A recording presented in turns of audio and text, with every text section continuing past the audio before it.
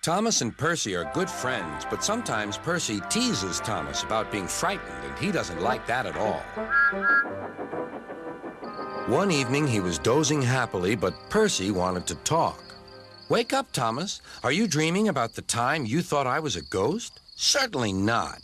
Anyway, I was only pretending to be scared. I knew it was you, really." Percy went on teasing him. "I hope the guard leaves the light on for you tonight."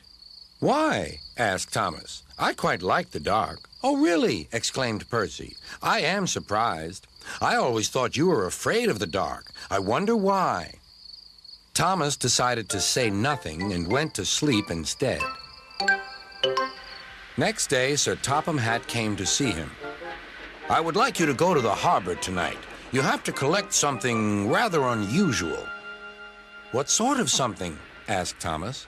"Wait and see," replied Sir Topham Hatt. Meanwhile, Percy was moving freight cars into a siding. Henry arrived with his goods train. The signalman changed the switches, and Percy waited on the siding until Henry had steamed by.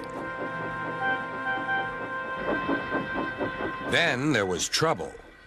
"The switches are jammed," called the signalman. "I can't switch them back for Percy. The workmen will have to mend them in the morning. It's too late now." Said Percy's driver. "I'm sorry, Percy, but you'll have to stay here for the night." "Where are you going?" asked Percy. "Home for tea," replied the fireman. Percy was speechless. He watched as the other engines went home to the shed. Nighttime came, and Percy began to feel very lonely. "Oh, dear," he murmured. "It's very dark." Oh, what's that?" It was only an owl, but Percy didn't realize this. "Oh, I wish Thomas were here too," he sighed. Thomas was waiting for his mysterious load at the harbor. Suddenly, there it was. "Cinders and ashes," cried Thomas. "It's a dragon." "Don't worry," laughed his driver. "This dragon is made of paper. It's for the carnival tomorrow."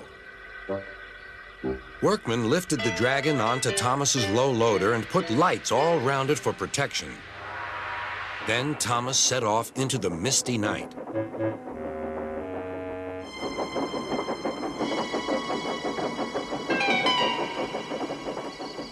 Percy was asleep on his siding and had no idea that Thomas was approaching him.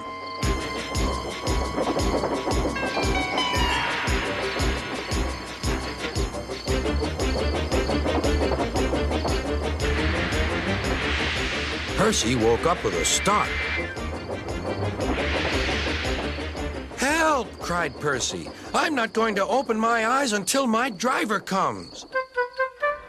Next morning, the switches were mended, and Percy puffed back to the junction. Gordon was just about to leave with the express. "You'll never guess what I saw last night." Gordon was in no mood for puzzles. "I'm a busy engine. I don't have time for your games." "I've seen a huge dragon. It was covered in lights."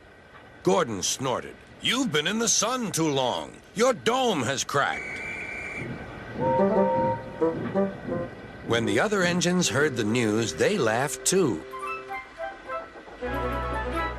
"Look out, Percy," chuckled James, "or the dragon may gobble you up." "No one believes me," huffed Percy. "Maybe I did imagine the dragon after all." But Percy soon found out that he hadn't. "Help! Save me!" cried Percy. "It's all right," whistled Thomas, and he explained about the carnival. "By the way, how was your night out?" Percy decided to tell Thomas the truth. "Well, Percy," said Thomas, "maybe we do get scared sometimes, but if we're not afraid to tell each other, then that means we're quite brave, too.